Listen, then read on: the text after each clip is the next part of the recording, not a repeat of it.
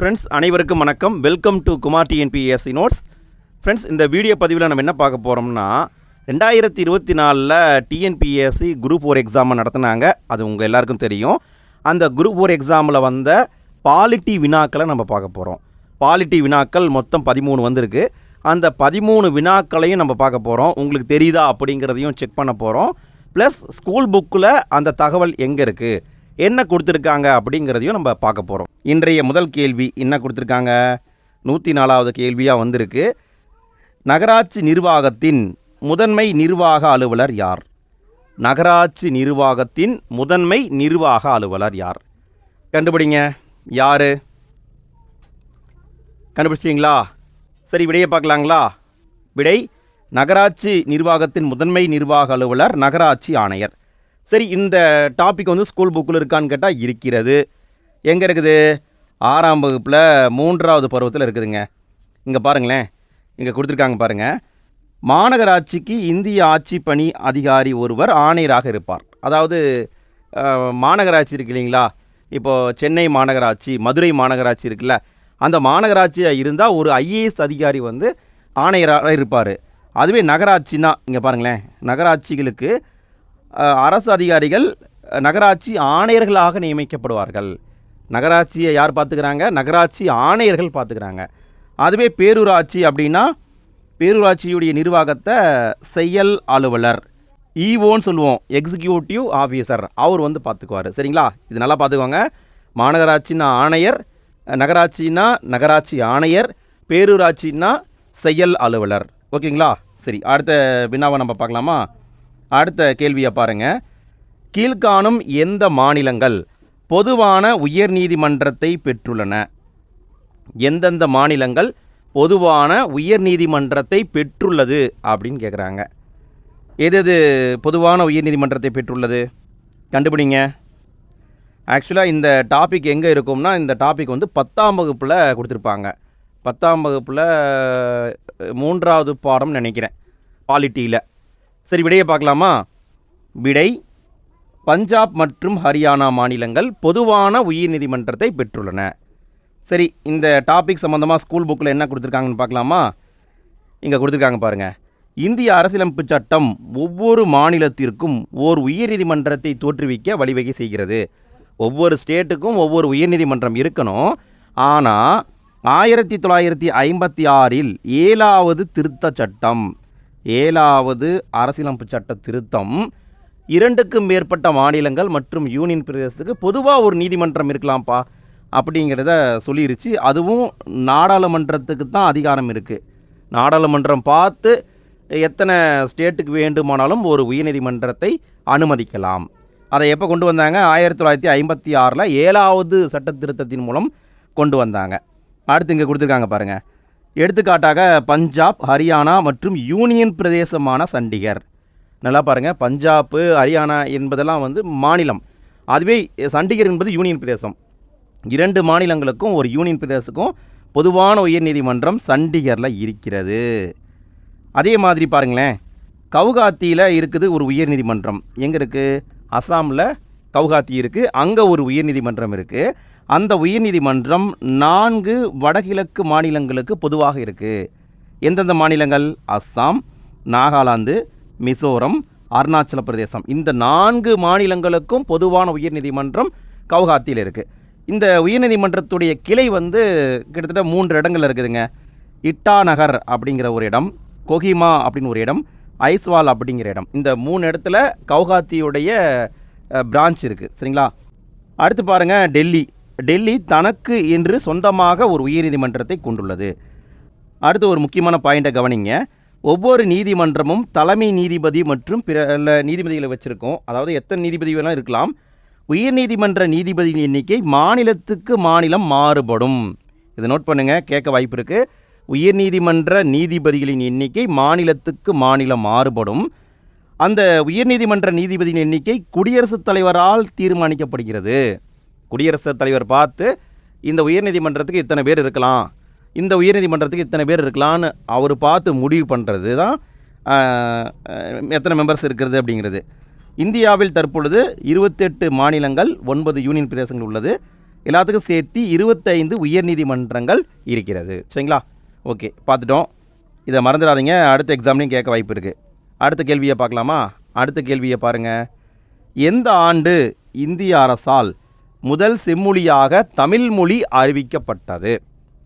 எந்த ஆண்டு தமிழ் செம்மொழியாக அறிவிக்கப்பட்டதுன்னு கேட்குறாங்க. சரி, விடையை பார்க்கலாமா? கண்டுபிடிச்சிட்டிங்களா? இந்த கண்டென்ட் எங்கே இருக்குன்னா 10ஆம் வகுப்பில் ஃபஸ்ட்டு பாடம் பாலிட்டியில் ஃபஸ்ட்டு பாடத்துலேயே இருக்குது. விடை 2004 தான் தமிழ் செம்மொழியாக அறிவிக்கப்பட்டது. சரி, அதை பார்த்துடலாமா? எங்கே இருக்கிறது? பாக்ஸ் கண்டென்ட்டாகவே கொடுத்துருக்காங்க பாருங்கள். 2004ஆம் ஆண்டு இந்திய அரசு செம்மொழிகள் என்ற புதிய வகைப்பாட்டை ஏற்படுத்த தீர்மானித்தது. கொண்டு வர்றாங்க 2004. அதன்படி 6 மொழிகள் செம்மொழி தகுதியை பெற்றன. தமிழ் 2004, சமஸ்கிருதம் 2005, தெலுங்கு 2008, கன்னடம் 2008, மலையாளம் 2013, ஒடியா 2014. நல்லா பார்த்துக்கோங்க ஃப்ரெண்ட்ஸ். இதை எப்படி கேட்பாங்க அப்படின்னா, இப்போ பார்த்தோம் இல்லையா, தமிழ் எப்பொழுது செம்மொழியாக அறிவிக்கப்பட்டது அப்படின்னு டைரெக்டாகவும் கேட்கலாம், அல்லது பொறுத்த சொல்லுவாங்க. தமிழ், கன்னடம், தெலுங்கு அப்படின்னு இந்தாண்டு கொடுத்துட்டு அந்தாண்ட ஆண்டுகளை கொடுத்துருவாங்க. நம்ம பொறுத்துற மாதிரி இருக்கும். சரிங்களா? இதை பார்த்துக்கோங்க. அடுத்த தேர்வில் கண்டிப்பாக கேட்க வாய்ப்பு இருக்குது. அடுத்த வினாவை பார்க்கலாமா? மனித உரிமை நாள் கொண்டாடப்படுவது டேஸ் ஆகும். மனித உரிமை நாள் என்று கொண்டாடப்படுகிறது அப்படின்னு கேட்குறாங்க. என்று கொண்டாடப்படுகிறது, இது 9ஆம் வகுப்பில் பாக்ஸ் கண்டென்ட்டாக இருக்குங்க. விடையை பார்க்கலாமா? விடை டிசம்பர் 10. எங்கே இருக்குன்னு பார்க்கலாமா? 9ஆம் வகுப்பில் பாலிட்டி பகுதியில் ஒரு பாக்ஸ் கண்டென்ட்டாகவே இருக்கும். இங்கே பாருங்கள், மனித உரிமை நாள் ஒவ்வொரு வருடமும் டிசம்பர் 10ஆம் நாள் கொண்டாடப்படுகிறது. சரி, அடுத்த கேள்வியை பார்க்கலாமா? அடுத்த கேள்வியை பாருங்கள். கீழே கொடுக்கப்பட்டுள்ள குழுக்களை கால வரிசைப்படி எழுதுக. அதாவது எந்த குழு ஃபஸ்ட்டு வந்தது, அடுத்து வந்த குழு எது, எப்படி வரிசைப்படுத்தணும் பாருங்கள். ஜிவிகே ராவ் குழு, பல்வந்த்ராய் மேத்தா குழு, எல்எம் சிங்வி குழு, அசோக் மேத்தா குழு. இதில் எந்த குழு ஃபஸ்ட்டு குழு, எந்த குழு 2வது குழு, எந்த குழு 3வது குழு, எது கடைசி குழு கண்டுபிடிங்க. இந்த கேள்வியும் 9ஆம் வகுப்பில் இருக்குதுங்க. 9ஆம் வகுப்பு பாலிட்டி பகுதியில் இருக்குது. சரி, விடையை பார்க்கலாமா? விடை டி தான் ஆன்சர். முதல்ல வந்தது பல்வந்தாய் மேத்தா குழு, 2வதாக வந்தது அசோக் மேத்தா குழு, 3வதாக வந்தது ஜிவிகே ராவ் குழு, 4வதாக வந்தது எல்எம் சிங்வி குழு. சரி, என்ன கொடுத்துருக்காங்கன்னு பார்த்துடலாமா? இங்கே கொடுத்துருக்காங்க பாருங்கள். பல்வந்த்ராய் மேத்தா குழு 1957 அமைக்கப்பட்டது. இது என்ன பண்ணுது அப்படின்னா, 3 அடுக்கு பஞ்சாயத்து முறையை கொண்டு வர பரிந்துரை பண்ணுது. கிராம லெவலில் கிராம ஊராட்சிகள், வட்டார அளவில் பஞ்சாயத்து சமிதி, அதுவே மாவட்ட அளவில் ஜில்லா பரிஷத், இப்படி 3 அடுக்கு முறையை பரிந்துரை பண்ணது பல்வந்த்ராய் மேத்தா குழு 1957 அமைச்சாங்க. 2வது குழு அசோக் மேத்தா குழு 1977 அமைச்சாங்க. 1978 ரெக்கமெண்டேஷன் கொடுத்துருக்கு. இது என்ன சொல்லியிருக்கு? 2 அடுக்கு முறையை கொண்டு வரணும், அரசியல் கட்சிகள் அனைத்து நிலையிலும் தேர்தலில் பங்கு பெறணும் அப்படின்னு அசோக் மேத்தா குழு சொல்லியிருக்கு. அடுத்து 3வது குழு பாருங்கள், ஜிவிகே ராவ் குழு 1985 கொண்டு வந்திருக்காங்க. திட்டக்குழுவால் நியமிக்கப்படுது. இது என்ன சொல்லியிருக்குன்னா, இப்போ இருக்கிற அந்த உள்ளாட்சி அமைப்புகள் வேறற்ற பொருட்கள் போல உள்ளது அப்படின்னு சொல்லியிருக்கு. இதை கேட்க வாய்ப்பு இருக்குது, நோட் பண்ணிக்கோங்க. வேறற்ற பொருட்கள் என உள்ளாட்சி அமைப்புகளை குறிப்பிட்ட குழு எதுன்னு கேட்கலாம். ஜிவிகே ராவ் குழு. அடுத்து பாருங்கள், எல்எம் சிங்வி குழு 1986 அமைக்கப்பட்டது. இதனுடைய பரிந்துரையின்படி 73வது மற்றும் 74வது அரசியலமைப்பு சட்ட திருத்தம் செய்யப்பட்டது. 1993 கொண்டு வந்திருப்பாங்க. அதுதான் பஞ்சாயத்து ராஜ் சட்டம், நகரபாலிகா சட்டம். இதை எங்கே கொடுத்துருப்பாங்கன்னா 11th கொடுத்துருப்பாங்க. 11ஆம் வகுப்பில் இருக்கிற பஞ்சாயத்து ராஜ் சட்டத்தை பற்றியும் நகரபாலிகா சட்டத்தை பற்றியும் நம்ம விளக்கமாக ஷார்ட் நோட்ஸாக போட்டிருக்கிறோம். நம்முடைய மெயின் சேனலில் போட்டிருக்கிறோம். குமார் டிஎன்பிஎஸ்சி அகாடமின்னு அடிங்க, அது நம்ம சேனல் தான். குமார் டிஎன்பிஎஸ்சின்னு மட்டும்தான் இருக்கும். இல்லைனா இந்த வீடியோக்கு கீழே கூட நான் லிங்க் கொடுக்குறேன், டிஸ்கிரிப்ஷன்லேயும் ஃபஸ்ட்டு கமெண்ட்லேயும் நான் பஞ்சாயத்து ராஜுக்கும் நகரபாலிகாவுக்கும் லிங்க் கொடுக்குறேன். நீங்கள் அந்த வீடியோவை பாருங்கள், ரொம்ப யூஸ்ஃபுல்லான வீடியோ தான். அடுத்த கேள்வியை பார்க்கலாமா? அடுத்த கேள்வி என்ன கொடுத்துருக்காங்க? கீழ்காணும் வாக்கியங்களில் கட்சித்தாவல் தடை சட்டத்தை பற்றி சரியான கூற்று எது? நல்லா பாருங்கள், எது சரின்னு கேட்குறாங்க. சரி, என்ன கொடுத்துருக்காங்க? 52வது அரசியலமைப்பு சட்ட திருத்தம் 1985 கட்சித்தாவல் தடை சட்டத்தை ஏற்படுத்தியது. அரசியலமைப்பில் 9வது அட்டவணையில் இணைக்கப்பட்டது. 3வது பாருங்கள், 91வது அரசியலமைப்பு சட்ட திருத்தம் 2003 மூலம் ஒரு சிறு திருத்தம் செய்யப்பட்டது. இந்த கூற்றுகளில் எது சரி கண்டுபிடிங்க. எந்த கூற்று சரி? விடையை பார்க்கலாங்களா? விடை பி தான் சரி. கூற்று 1 மற்றும் 3 தான் சரி, 2 தவறு. சரி, இந்த கண்டென்ட் எங்கே இருக்குது? இந்த கண்டென்ட்டு 11ஆம் வகுப்பில் பொலிட்டிக்கல் சயின்ஸ் புத்தகத்தில் இருக்குது. சரி, நம்ம அது என்னங்கிறத பார்த்துடலாமா? இங்கே கொடுத்துருக்காங்க பாருங்கள். கட்சி தாவல் தடை சட்டம் 52வது அரசியலமைப்பு சட்ட திருத்தம் 1985 மூலமாக ஒரு கட்சியிலிருந்து இன்னொரு கட்சிக்கு மாறும் நாடாளுமன்ற உறுப்பினர் அல்லது சட்டமன்ற உறுப்பினரை தகுதி இழப்பு செய்யும் முறை கொண்டு வரப்பட்டது. அதாவது ஒரு கட்சியில் தேர்ந்தெடுக்கப்பட்டு அவர் எம்பி அல்லது எம்எல்ஏ ஆகிட்டார். அவர் பார்லிமெண்ட்டுக்கு போன பிறகு இல்லைல்லப்பா நான் இந்த கட்சியில் இருக்க விரும்பலை, நான் வேறு கட்சிக்கு போகிறேன்னு முயற்சி பண்ணால் அவரை தகுதி இழப்பு பண்ணிடுவாங்க. அதுக்காகத்தான் கட்சி தாவல் தடை சட்டம் கொண்டு வந்தாங்க. எப்போ கொண்டு வந்தாங்க? 1985 52வது அரசியலமைப்பு சட்ட திருத்தத்தின் மூலம் கொண்டு வந்தாங்க. அடுத்து பாருங்கள். இதற்காக இந்திய அரசியலமைப்பில் 10வது அட்டவணை இணைக்கப்பட்டது. நம்ம கொஸ்டினில் என்ன பார்த்தோம்? 9வது அட்டவணைன்னு பார்த்தோம். ஸோ அதனால தான் அது தப்பு. 10வது அட்டவணை இணைக்கப்பட்டது. இந்த சட்டம் தான் கட்சி தாவல் தடை சட்டம் என அழைக்கப்படுகிறது. பின்னர் 91வது அரசியலமைப்பு சட்ட திருத்தம் 2003 மூலமாக ஒரு சிறு திருத்தம் மேற்கொள்ளப்பட்டது. ஒரு சின்ன கரெக்ஷன் பண்ணாங்க. எப்போது? 2003. சரி, என்ன பண்ணியிருக்காங்க? அதாவது ஒரு கட்சி பிளவுறும் சூழலில் ஒரு கட்சி ரெண்டாக உடையுது. ஒரு கட்சி ரெண்டாக உடையும் போது கட்சி தாவல் சட்டம் அங்கே பொருந்துமான்னு கேட்டால் பொருந்தாது. கட்சி உடஞ்சா கட்சி தாவல் தடை சட்டம் பொருந்தாது. அதே மாதிரி ஒரு கட்சியில் இருக்கிற பெரும்பான்மையான உறுப்பினர்கள் விலகி இன்னொரு கட்சியில் சேர்றாங்கன்னா அங்கே கட்சி தாவல் தடை சட்டம் பொருந்தாது. இதை பார்த்துக்கோங்க ஃப்ரெண்ட்ஸ், கேட்க வாய்ப்பு இருக்குது. அடுத்த கேள்வியை பார்க்கலாமா? அடுத்த கேள்வி என்ன கொடுத்துருக்காங்க பாருங்கள். கீழ்காணும் கூற்றுகளில் அரசு நெறிமுறையுறுத்தும் கோட்பாடுகளை பற்றிய சரியான கூற்றை கண்டறிக. எது சரியான கூற்றோ அதை கேட்குறாங்க. சரி, என்ன கொடுத்துருக்காங்க பாருங்கள். சட்டப்பிரிவு 36 ஆரம்பித்து 51 வரை அரசு நெறிமுறையுறுத்தும் கோட்பாடுகளை பற்றி குறிப்பிடுகிறது. ஓகே, 36லேருந்து ஆரம்பித்து 51 வரைக்கும் இருக்கிறது அரசு நெறிமுறையுறுத்தும் கோட்பாடுகளை பற்றியது. டாக்டர் பிஆர் அம்பேத்கர் இதனை இந்திய அரசியலமைப்பின் புதுமையான சிறப்பம்சம் என விவரிக்கிறார். அம்பேத்கர் அவர்கள் இதை புதுமையான சிறப்பம்சம் அப்படின்னு சொல்கிறாரு. இந்த கொள்கைகளை நீதிமன்றத்தால் வலுக்கட்டாயமாக செயல்படுத்த முடியும். நீதிமன்றத்தால் இந்த கொள்கைகளை செயல்படுத்த முடியும்னு கொடுத்துருக்காங்க. இதில் எது சரி எது தவறு பாருங்கள். விடையை பார்க்கலாமா? 10ஆம் வகுப்பில் இது ஃபஸ்ட்டு பாடத்துலேயும் இருக்குங்க. சரி, பார்க்கலாமா? கூற்று 1, 2 மட்டும் சரி, 3 தவறு. நீதிமன்றத்தால் வலுக்கட்டாயமாக செயல்படுத்த முடியாது. சரி, என்ன கொடுத்துருக்காங்கன்னு பார்த்துடலாமா? இங்கே கொடுத்துருக்காங்க பாருங்கள். அரசு நெறிமுறையுறுத்தும் கோட்பாடுகள் இந்திய அரசியலமைப்பு சட்டத்துடைய பகுதி 4 சட்டப்பிரிவு 36 ஆரம்பித்து 41 வரை அரசு நெறிமுறையுறுத்தும் கோட்பாடுகள் தரப்பட்டுள்ளது. அரசியலமைப்பு சட்டம் வழிகாட்டும் நெறிமுறைகளுக்காக தனியாக எந்த ஒரு வகைப்பாட்டினையும் கொண்டிருக்கவில்லை. இதை ஏதாவது வகைப்படுத்தியிருக்காங்களான்னு கேட்டால் வகைப்படுத்தலை. அப்படியே வெறும் ரூல்ஸ் மட்டும்தான் இருக்குது. 36 ஆரம்பித்து 51 வரைக்கும் ரூல்ஸாக தான் இருக்குது, வகைப்பாடு எதுவுமே கிடையாது. இருந்தாலும் பொருளடக்கம் மற்றும் வழிகாட்டுதல் அடிப்படையில் அவை 3 பெரும் பிரிவுகளாக பிரிக்கப்படுகின்றன. அதை நம்ம அதில் என்ன சொல்ல வர்றாங்க அப்படிங்கிறத வச்சு 3 பிரிவாக பிரிக்கிறோம்.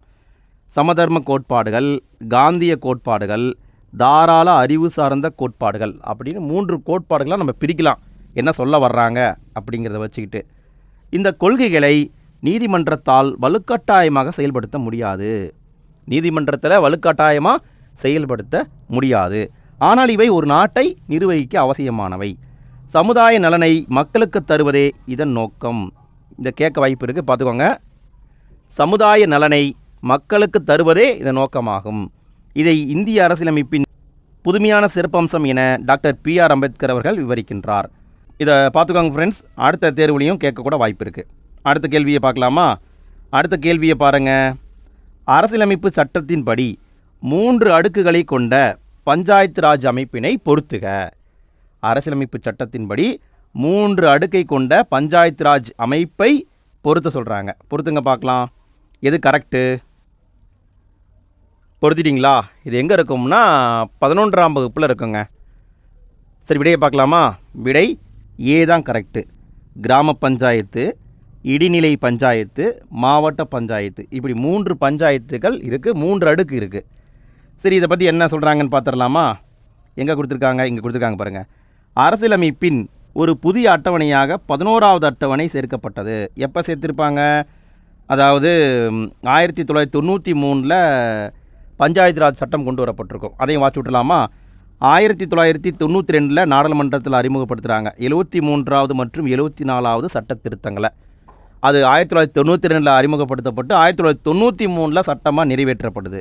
இந்த 73 மற்றும் 74வது சட்ட திருத்தத்தின் மூலமாக இந்திய அரசியலமைப்பில் அப்படிங்கிற 2 பகுதி இணைக்கிறாங்க. சட்டப்பிரிவுகள் 243 ஆரம்பித்து 243 ZG வரைக்கும் சட்ட பிரிவுகளை இணைக்கிறாங்க. இதன் மூலமாக 11வது அட்டவணை இணைக்கப்பட்டது. அது கட்டாய பணிகள் மற்றும் விருப்ப பணிகளை பஞ்சாயத்தின் 3 அடுக்குக்கும் தருது. ஒவ்வொரு பஞ்சாயத்துக்கும் கட்டாய பணின்னு இருக்குது, விருப்ப பணின்னு இருக்குது. கட்டாய பணியை கம்பல்சரி பண்ணணும், விருப்ப பணிங்கிறது அதோடைய சாய்ஸ் தான். விருப்பமாக தான் பண்ணலாம், இல்லை விட்டுறலாம். சரி, என்னென்ன 3 அடுக்குன்னு பாருங்களேன். கிராம அளவில் கிராம பஞ்சாயத்து, மாவட்ட அளவில் மாவட்ட பஞ்சாயத்து. அடுத்து பாருங்கள், 20 லட்சத்துக்கும் மேல் மக்கள் தொகை கொண்ட மாநிலங்களில் மட்டும் 20 லட்சத்துக்கும் மேலே பாப்புலேஷன் இருக்கணும். அப்படி இருக்கிற மாநிலங்களில் மட்டும் கிராம பஞ்சாயத்து மற்றும் மாவட்ட பஞ்சாயத்துக்கு இடைப்பட்ட அளவில் இடைநிலை பஞ்சாயத்துக்கள் உள்ளன. புரியுதுங்களா? 3 பஞ்சாயத்து இருக்குது. ஓகே, பார்த்துக்கோங்க ஃப்ரெண்ட்ஸ். இதையும் கேட்கவும் வாய்ப்பு இருக்கிறது. அடுத்த கேள்வியை பார்க்கலாமா? அடுத்த கேள்வியை பாருங்கள். வெளிநாடு வாழ் இந்தியர்கள் தினம் எந்த நாளில் கொண்டாடப்படுகிறது? வெளிநாடு வாழ் இந்தியர்கள் தினம் எந்த நாளில் கொண்டாடப்படுகிறது? இது 8th புக்கில் இருக்கிற ஒரு கண்டென்ட்டுங்க. விடையை பார்க்கலாமா? விடை ஜனவரி 9ஆம் தேதி தான் கொண்டாடுவாங்க. இதை பற்றி என்ன சொல்கிறாங்கன்னு பார்த்துடலாமா? என்ன சொல்கிறாங்க? வெளிநாடு வாழ் இந்தியர் தினம், இதை பிரவாசி பாரதிய தினம் அப்படி சொல்லுவாங்க. இந்திய அரசாங்கத்துடைய வெளியுறவுத்துறை அமைச்சகம் யார் பண்ணுறாங்க? வெளியுறவுத்துறை அமைச்சகம் 2 ஆண்டுகளுக்கு ஒரு முறை பிரவாசி பாரதிய தினம் கொண்டாடப்படுகிறது. அப்போ 2 வருஷம் ஒரு முறை கொண்டாடுறாங்க. யார் கொண்டாடுறாங்க? வெளியுறவுத்துறை அமைச்சகம் கொண்டாடுறாங்க. இந்த தினம் எதுக்காக கொண்டாடுறாங்க? இந்தியாவின் வளர்ச்சிக்காக வெளிநாட்டில் வசிக்கும் இந்தியர்களுடைய பங்களிப்பை பெரும் வகையில் கொண்டாடப்படுகிறது. இது மகாத்மா காந்தியடிகள் தென்னாப்பிரிக்காவிலிருந்து இந்தியாவுக்கு வருகை புரிந்த தினமான ஜனவரி 9ஆம் நாள் கொண்டாடப்படுகிறது. தென்னாப்பிரிக்காவிலிருந்து ஜனவரி 9ஆம் தேதி மகாத்மா காந்தியடிகள் வந்திருப்பார். எந்த ஆண்டு வந்தார்? இது உங்களுக்கான கேள்வி. காந்தியடிகள் தென்னாப்பிரிக்காவிலிருந்து எப்போ வந்தார்? இது உங்களுக்கான கேள்வி. இந்த கேள்விக்கான பதிலை கமெண்ட்டில் போட்டுவிடுங்க பார்க்கலாம். சரி, அடுத்த கேள்வியை பார்க்கலாமா? அடுத்த கேள்வி என்ன கொடுத்துருக்காங்க? யார் இந்திய அரசியலமைப்பின் சிற்பி என கருதப்படுகிறார்? யார் இந்திய அரசியலமைப்பின் சிற்பி என கருதப்படுகிறார்?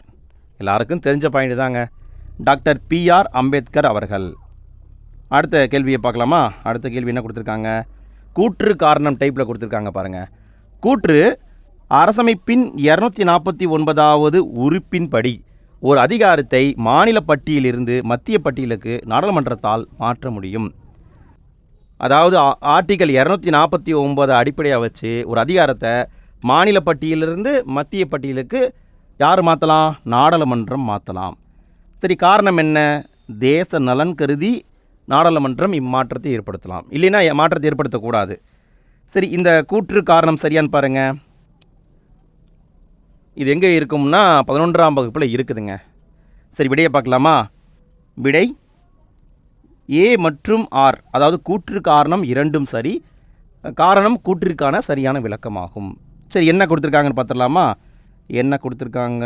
எங்கே இருக்கிறது? இங்கே இருக்குது பாருங்கள். இது 11ன்னு சொல்லிட்டேன், சாரி 12th. மாநிலங்களவையில் சிறப்பு அதிகாரங்கள், அதாவது மாநிலங்களவைக்கு தான் இந்த அதிகாரம் இருக்குது. சரி, என்ன சொல்கிறாங்கன்னு பாருங்களேன்.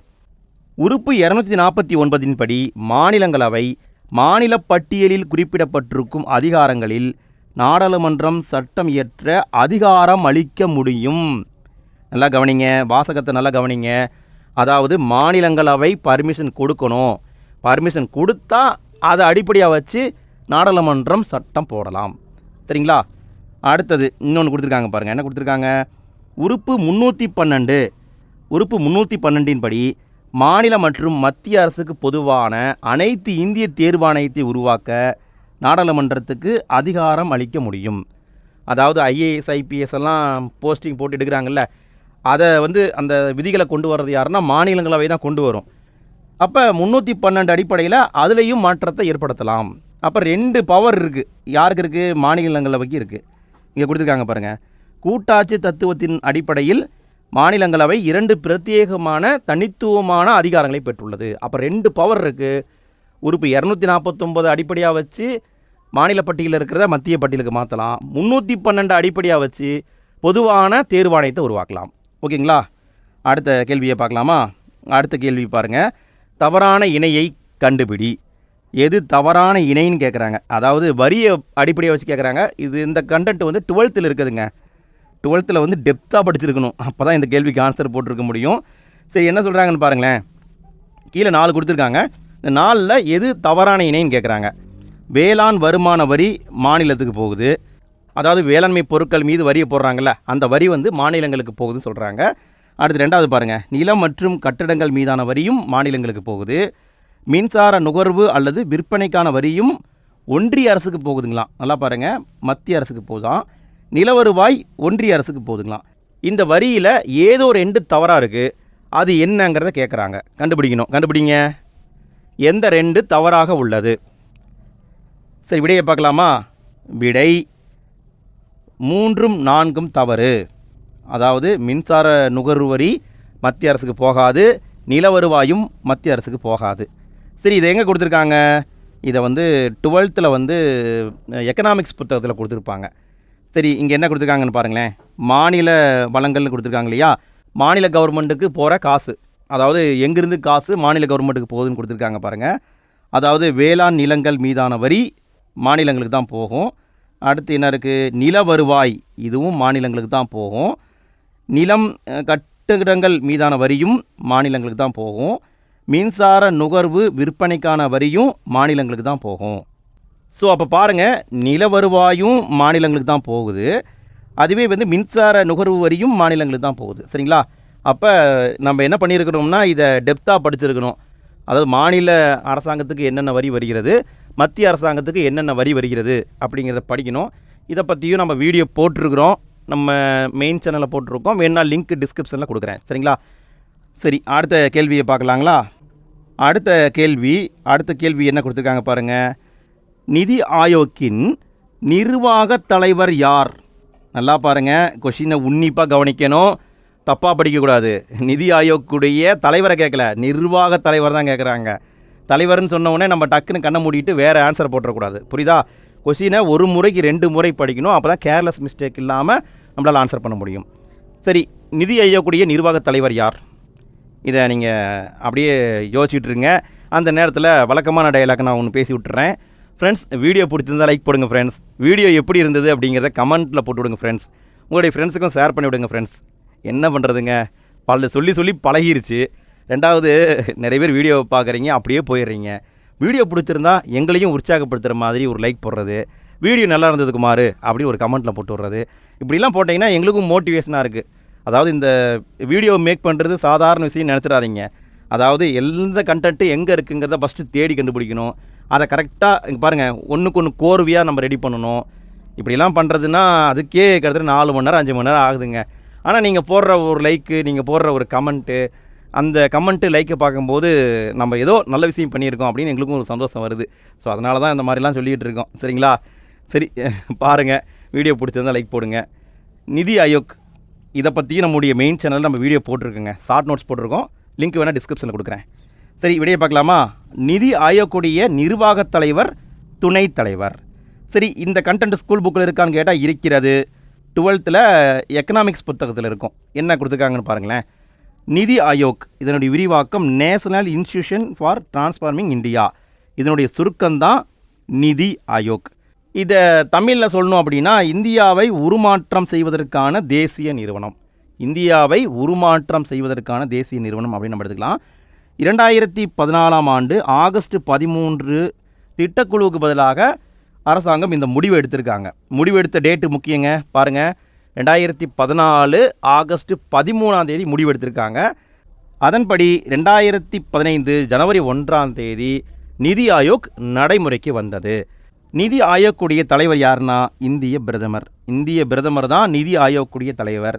மத்திய அமைச்சர்கள் உறுப்பினர்கள் ஆவார்கள். இதன் துணைத் தலைவரே நிர்வாக தலைவர் ஆவார்.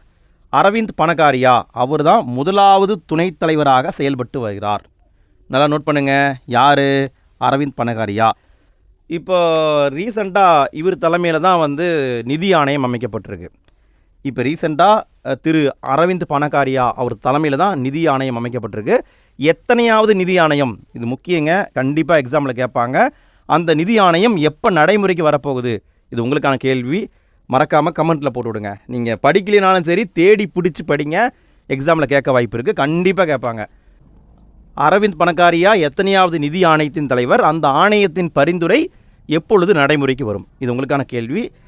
அந்த கேள்விக்கான பதிலை கமெண்ட்டில் போட்டுவிடுங்க ஃப்ரெண்ட்ஸ். அடுத்து கடைசியாக நம்ம ஒரு பாயிண்ட்டை பார்த்துட்டு முடிச்சுக்கலாம். நிதி ஆயோக் சிறந்த நிர்வாகமான 7 தூண்கள் அடிப்படையில் அமைக்கப்படுகிறது. அதாவது 7 தூண்களாம். என்னென்ன தூண்கள்? 7 தூண்கள் என்னன்னு தெரியலையே. இங்கே கொடுத்துருக்காங்களா? மக்கள் சார்பு, செயல்திறன் சார்பு, பங்கேற்பு, மேம்பாடு, அனைத்தையும் உள்ளடக்கியது, சமத்துவம், வெளிப்படைத்தன்மை. இந்த 7 தூண்கள் அடிப்படையில் தான் நிதி ஆயோக் அமைக்கப்பட்டுள்ளது அப்படின்னு சொல்லியிருக்காங்க. ஓகே ஃப்ரெண்ட்ஸ், இந்த வீடியோ உங்களுக்கு யூஸ்ஃபுல்லாக இருந்திருக்கும்னு நான் நினைக்கிறேன். யூஸ்ஃபுல்லாக இருந்தது அப்படின்னா மறக்காமல் லைக் போட்டுருங்க. வீடியோ எப்படி இருந்தது அப்படிங்கிறதையும் மறக்காமல் கமெண்ட்டில் போட்டுவிடுங்க. வீடியோவை உங்களுடைய ஃப்ரெண்ட்ஸுக்கும் ஷேர் பண்ணிவிடுங்க. இதே மாதிரி நிறைய வீடியோக்கள் தொடர்ந்து வந்துக்கிட்டு இருக்குது. அதுக்கு மறக்காமல் நம்ம சேனலை சப்ஸ்கிரைப் பண்ணிக்கோங்க. சரிங்க ஃப்ரெண்ட்ஸ், அடுத்த வீடியோவில் சந்திப்போம். நன்றி.